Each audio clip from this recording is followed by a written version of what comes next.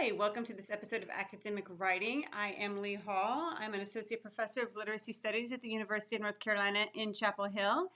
And today I'm going to be talking to you about addressing revisions when you're engaged in a revise and resubmit process. So you probably know, right, if you're going to be addressing revisions, you are going to get from the editor a list, what all your reviewers said, right? And typically there's 3, sometimes there could be 4, sometimes there's 2 reviewers, and sometimes some reviewers have very little to say, and sometimes they have pages of stuff to say.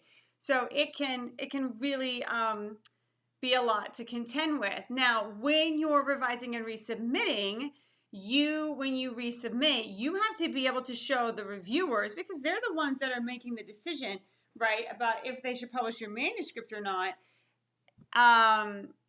You have to be able to show the reviewers and the editors that you have addressed these revisions. It's not that you got everything perfect. It's not that there won't be more revisions to do, but it's that you really worked to address these revisions, okay? So how do you stay organized, and how do you demonstrate that you have done the work that you were asked to do? I'm going to show you something that somebody shared with me when I was a first-year assistant professor, and it's super easy. It changed my life, and editors and reviewers love it. And I know this because they say that in follow-up feedback that I get. Okay, so this is very simple. You make a chart, all right? And so when I'm doing my revisions, this is the very first thing I do. So first I get my revise and resubmit request back, and generally I'm fine with that because that's what I'm expecting. I'm glad it's not a reject, okay? I read the revisions. I give myself a day or 2 to process it, be mad, whatever, whatever the emotions are that you're going to feel. That's fine. Feel them, but don't stick with it for more than 48 hours. You got to move on. So then when I sit down to start with the revisions, typically the first day I'm not actually making any revisions. I'm just getting myself organized. And what I do is I make a chart. And so what you'll see at the top left, it says reviewer number 1. So I always make sure that it's very clear that these are the revisions that I'm talking about that come from reviewer number 1, and then reviewer number 2. I'll have a separate heading for that, and so on and so on. And then I have revisions requested. All right, these are the things that reviewer number 1 wants me to do, and I have a column for that. And then I have a column for the revision that I made. Here's what I did in response to reviewer number 1's request. Now, what you'll see is in this chart, underneath revisions requested, I wrote in what I do. So I put the exact revision request here. I copy and paste it in. I do not paraphrase. I do not put it in my own words. I leave it in the reviewer's words, okay? Exactly what they said. Even if it's messed up and it's, seems confusing, I put it in there. That's what they said to do. I'm not messing with it, okay? So I put the exact revision there in a row.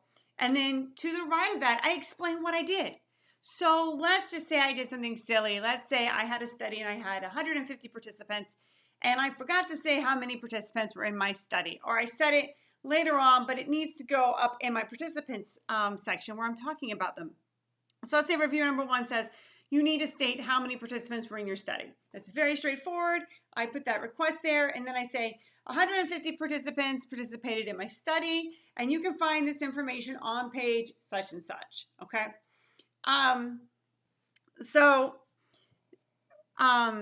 losing my train of thought, I'm sorry. So I don't necessarily copy and paste in the exact change that I made, right? Because sometimes what happens is I end up changing entire sections, right? I might have 2 pages that are completely new.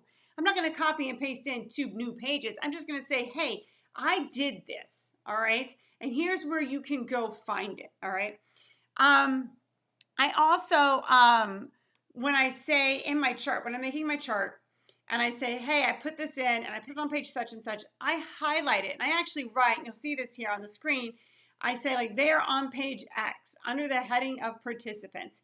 And page X, I actually use the X, and I highlight it, because I don't actually know when I'm doing this what page this is on. So I'm filling out this chart as I'm making the revisions, which I highly recommend, because I think it would be very taxing and exhausting, and that you could actually get stuff wrong and miss things that you did, leave stuff out, if you tried to do this at the end.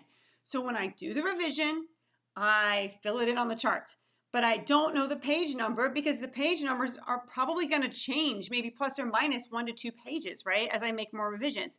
So I have to highlight in my chart page X so that when I'm done, I know to go back and fill it in. So you might want to cross-reference this in your manuscript to make it easy to go back and fill in when everything is done. And the other thing that I do with this chart is I break large requests up into small chunks. So let's say that reviewer number 1 has 10 things they want me to do with my methods. And they go, here, you need to talk about your participants. And here are 10 things that you need to talk about in relation to your participants. I'm not going to put all 10 things in a in a single row, because that's a lot of information. So I'm going to break it up. I might break it up into 10 different things.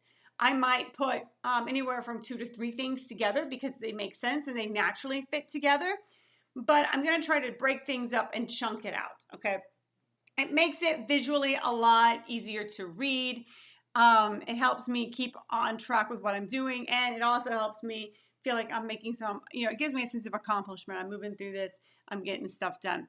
So then when I go to resubmit, I am, in addition to resubmitting my manuscript, you're asked to explain, upload a letter showing how you address the revisions. I've got it, here it is.